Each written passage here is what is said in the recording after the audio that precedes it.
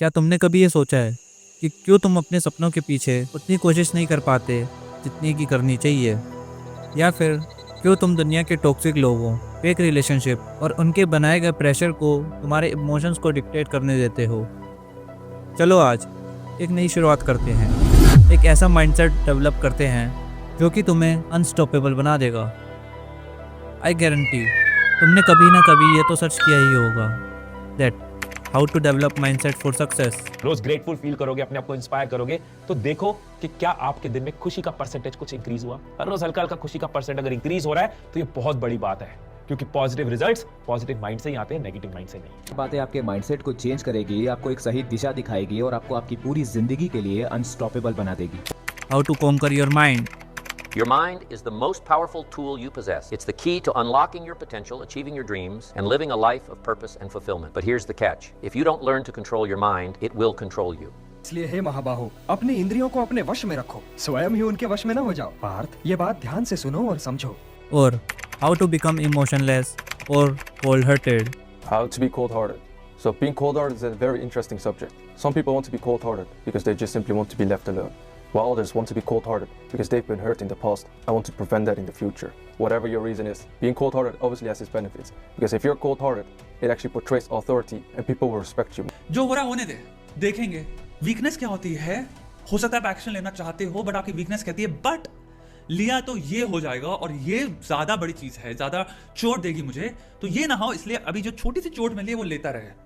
पहले ये समझना जरूरी है कि हमारे इमोशंस हमारे दुश्मन नहीं है। इमोशनलेस बनना कोई सॉल्यूशन नहीं है। इमोशनलेस होने का मतलब है खुद से दूर हो जाना, और that's because emotions makes us human. लेकिन अपने इमोशंस को समझना और उन्हें अपने कंट्रोल में रखना, ये तुम्हारी सबसे बड़ी स्ट्रेंथ बन सकती है। इमेजिन करो, अगर मैं तुमसे कहूँ कि 1 किलोमीटर दूर तुम्हारी क्रश खड़ी है जो सिर्फ तुम्हारा इंतजार कर रही है, और ये तुम्हारा आखिरी मौका है उससे मिलने का, तो चाहे बारिश हो, कीचड़ हो या धूप हो, क्या तुम भागोगे उसके लिए? तुम जरूर भागोगे उसके लिए। तुम हर मुश्किल पार कर दोगे सिर्फ उस तक पहुंचने के लिए, और ये सब सिर्फ इसलिए होगा क्योंकि तुम्हें उस बात पर पूरा विश्वास है। लेकिन अगर तुम्हें शक हो कि वो वहाँ है भी या नहीं, तो क्या तुम फिर भी उसके लिए एफर्ट करोगे? गौर से सुनना सारे लोग, ये मेरी फरारी है, 300 तक की स्पीड पे जा सकती है अगर हाईवे पे जाए तो। कितने की? एक ही प्रॉब्लम है, कभी कभी ब्रेक नहीं लगती। मोस्टली लगती है, 99% ब्रेक लगती है, but 1% chance is there break नहीं लगती। सौरभ गाड़ी चलाएगा, और अगर इसने गाड़ी चला ली तो कितनी स्पीड पे चलाएगा ये? या तो ये गाड़ी चलाएगा नहीं, चलाएगा तो शायद 10-20 चला के और बंद कर देगा। ये गाड़ी इसको इतना आनंद दे सकती थी जितना ये सोच भी नहीं सकता। दुनिया की सबसे तेज कार आपके लिए बेकार, अगर आपको 1% डाउट हटा दी बस, 1% doubt, you can not do this. दुनिया की सबसे तेज कार आपके लिए बेकार। तुम्हारे गोल्स के साथ भी ऐसा ही होता है। जब तक तुम्हारे बिलीफ्स और एफर्ट्स एक साथ अलाइन नहीं होते, तब तक तुम सिर्फ एक्सक्यूजेस बनाते रहते हो। लेकिन जब तुम बिलीव करते हो कि तुम्हारा सपना सच होगा, तो फिर तुम अनस्टॉपेबल बन जाते हो। अब बात करते हैं डिसिप्लिन्ड कैसे बने। हर एक सक्सेसफुल इंसान इस चीज पर एग्री करेगा कि डिसिप्लिन बिना ग्रोथ इम्पॉसिबल है। I give you the map. You are willing to do that? Yeah. It's the main point. I give you the map. You think you will do it that? It's difficult. It's the discipline. The discipline is the most difficult thing, not only in sports, but in life. लेकिन disciplined कैसे बने? चलो इसका जवाब भगवद गीता से पूछते हैं। भगवद गीता इस क्वेश्चन का परफेक्ट जवाब सिर्फ 3 स्टेप्स में देती है। पहला, पर्पस यानी लक्ष्य। कर्मणे वाडिक्रस्ते मा फलेषु कदाचन मा कर्मा फला हेतुर भूर्मा ते संगोस्त्व कर्मन्।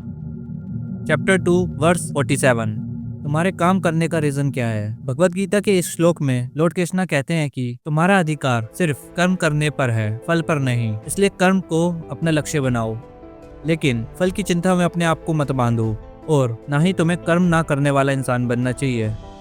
और इसलिए अगर तुम्हें अपने लक्ष्य का पता ही ना हो, तो डिसिप्लिन कभी सस्टेन ही नहीं करेगा। अपने गोल्स को क्लियरली सेट करो और उनके पीछे अपनी पूरी जान लगा दो। जब तुम अपने गोल से कमिट होकर अपने काम को पूरी डेडिकेशन के साथ करते हो, बिना किसी एक्सपेक्टेशंस के कि तुम जीतोगे या हारोगे, तब तुम अनस्टॉपेबल बन जाते हो।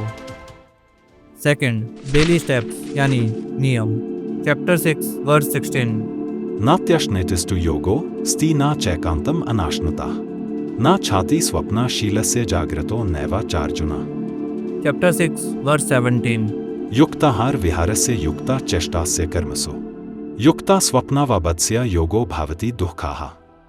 सक्सेस एक ही दिन में नहीं मिलती, ये डेली हैबिट्स का रिजल्ट होती है। भगवद गीता के श्लोक में कहा गया है कि हर चीज में बैलेंस और डिसिप्लिन जरूरी है। तुम्हारे एक्शंस और एफर्ट्स रेगुलर होने चाहिए, मतलब हर दिन डिसिप्लिन के साथ छोटे छोटे एक्शंस को कंसिस्टेंटली फॉलो करना ही सक्सेस की असली चाबी है। जब तुम अपने डेली रूटीन को इस प्रिंसिपल के साथ अलाइन करते हो तभी तुम रिजल्ट्स देख पाओगे।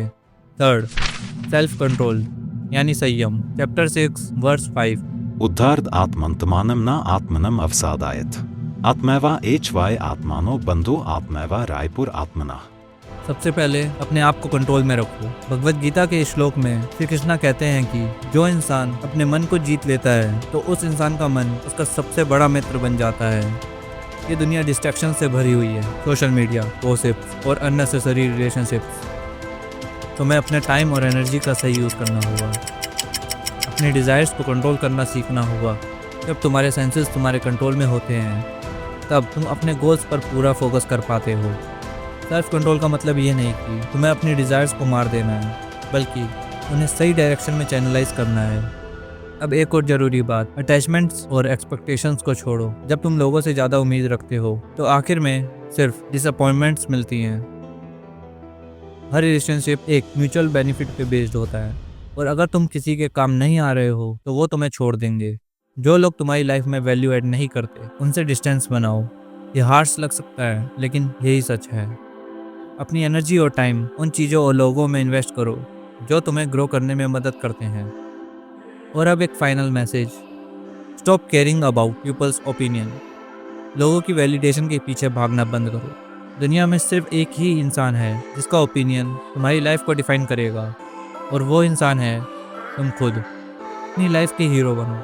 अपने गोल्स के पीछे एक वॉरियर की तरफ भागो, क्योंकि दुनिया सिर्फ उन लोगों को याद रखती है जो अपनी किस्मत खुद लिखते हैं। आपको बेसिकली अपनी कहानी देख के मरनी है, यही असली पिक्चर वही है। आपको सिर्फ असलियत में एक मूवी देख के मरनी है अपनी, and you're scripting it every day. So why don't you script it in a way that it sounds glorious to yourself? Right. So that's it. उसके अलावा जीवन में मकसद क्या है? बिलीफ और डिसिप्लिन का कॉम्बिनेशन ही तुम्हें तुम्हारे सपनों तक ले जाएगा। तो डिस्ट्रैक्शंस को छोड़ो, टॉक्सिक लोगों को इग्नोर करो और हर दिन अपने गोल्स के लिए मेहनत करो।